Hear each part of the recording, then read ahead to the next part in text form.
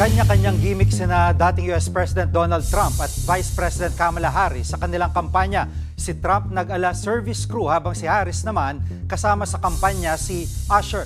Yan ang Frontline News Abroad ni Rainiel Pawid.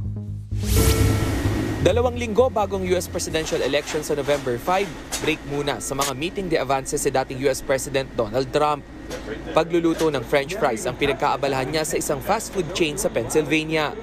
Isang Pennsylvania sa mga tinaguriang battleground state sa Amerika. Pantay lang kasi ang lakas ng Democrats at Republicans dito. Swing state sila kung tawagin. Ibig sabihin, isang Pennsylvania sa mga posibleng magdikta ng mananalo sa eleksyon.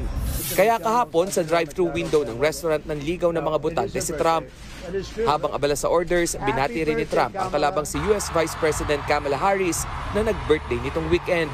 Happy birthday, Kamala. She's turning 60. I think I'll get her some flowers. Bumisita naman sa isa pang swing state ng Georgia si Kamala Harris. Binisita niya ang congregation ng New Birth Missionary Baptist Church na sabay-sabay rin siyang kinantahan ng happy birthday. Nagdaos din siya ng hiwalay na campaign rally sa Atlanta.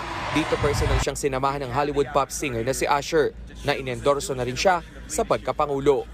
Nagbabalita mula sa Frontline, Rainiel Pawid, News 5. Mga kapatid, Jiggy Manikad po, iba na ang may alam at may pakialam sa panahon ngayon. Para sa konkreto, kumpleto at komprehensibong balitaan sa Frontline, mag-follow at mag-subscribe sa social media pages ng News 5.